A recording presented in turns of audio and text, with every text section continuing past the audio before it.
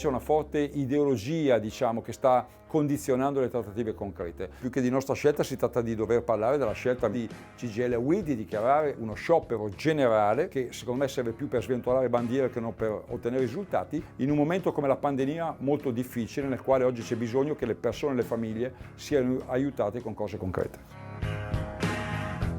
CGIL e UIL proclamano lo sciopero generale contro la legge di bilancio del governo Draghi, ma il sindacato non arriva compatto all'appuntamento. La CISL si sfila e dice no alla piazza del 16 dicembre.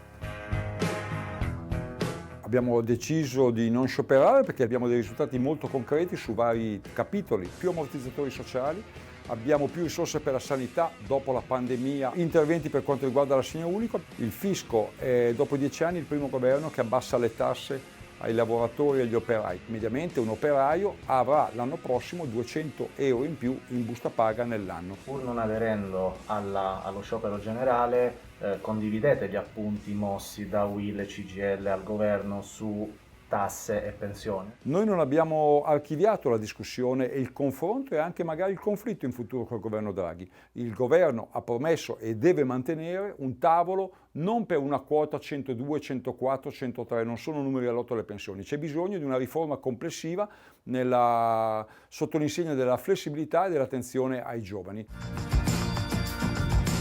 Del resto, proprio la riforma delle pensioni compare tra le ragioni dello sciopero indetto da CGIL e UIL, come testimoniano i lavoratori che hanno scelto di scendere in piazza. La difficoltà lavorativa è per la nostra fascia di età in cui troppo grandi per ricollocarci nel mondo del lavoro, troppo giovani per la pensione e quindi rimarremo così con un grande bagaglio di esperienza e a chi la diamo questa esperienza? Perché avete deciso di scendere in piazza il 16 di dicembre? Noi proprio ieri abbiamo ricevuto una lettera dove l'azienda ha deciso di metterci in licenziamento e quindi 31 persone a casa. L'appello che rivolgiamo alle istituzioni è essenzialmente quello di cercare di bloccare i licenziamenti proprio per il settore, per il nostro settore, per il settore turistico. Perché ha deciso di scendere in piazza?